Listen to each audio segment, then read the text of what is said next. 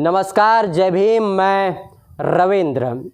संविधान को बनाने वाले लोग इस बात को भली भांति जानते थे कि अगर आदिवासी समाज को अगर उन्हें विशेष प्रावधान उनके संरक्षण का नहीं किया गया तो इस देश में जो मनवादी सोच के लोग हैं, जो जमींदारी प्रथा के लोग हैं, जो धन्ना सेठ लोग हैं, वो लोग आदिवासियों के जल जंगल ज़मीन को छीनने का काम करेंगे। और संविधान निर्माताओं ने इस बात को ध्यान में रखते हुए आदिवासी समाज के लोगों के लिए एक खास अनुसूची संविधान में अंकित किया, 5वीं और 6वीं अनुसूची। और इसमें ये प्रावधान किया कि आदिवासी समाज के लोगों की ज़मीन को गैर आदिवासी उसमें खरीद नहीं सकता, न ही उसमें कब्जा कर सकता है। लेकिन आदिवासी राष्ट्रपति बनाकर, छत्तीसगढ़ में आदिवासी मुख्यमंत्री बनाकर, इसी छत्तीसगढ़ के जो 9 लाख से भी ज़्यादा आदिवासी हैं, उन आदिवासियों की ज़मीनों को गैर आदिवासियों के द्वारा कब्जा किया गया, गैर आदिवासियों के द्वारा उनकी ज़मीनों को खरीद लिया गया। और इन्हीं धन्ना सेठों की बदौलत हसदेव जंगल, जो आदिवासी जिस जंगल को संरक्षित करके रखे हुए थे, चंद पैसों के लालच में कांग्रेस और भाजपा सरकार के लोग उस जंगल को बेचने का काम किया।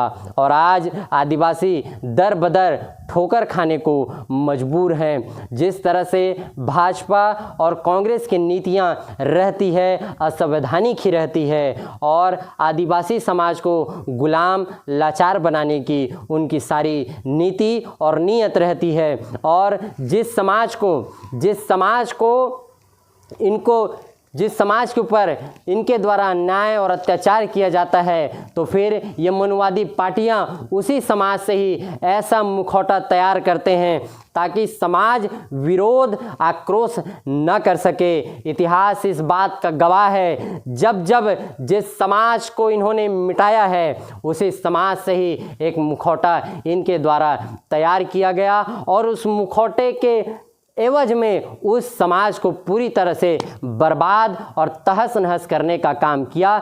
यही हाल इस छत्तीसगढ़ में विष्णुदेव साय, जो एक आदिवासी समाज से आते हैं, उनके मुख्यमंत्री बनाने के बाद से आदिवासियों पर अन्याय अत्याचार बढ़ता चला गया। जिस तरह से राष्ट्रपति, जो पिछले राष्ट्रपति थे रामनाथ कोविंद जी, उनको राष्ट्रपति बनाया गया और पूरे देश भर में दलितों के साथ सबसे ज़्यादा अन्याय अत्याचार उनके ही कार्यकाल में हुआ। इतिहास इस बात की गवाही है, जब जब जिन लोगों को जिस समाज के ऊपर अन्याय हुआ है, उसी समाज को मुखौटा के रूप में इन्होंने इस्तेमाल किया है ताकि समाज आक्रोशित न हो सके।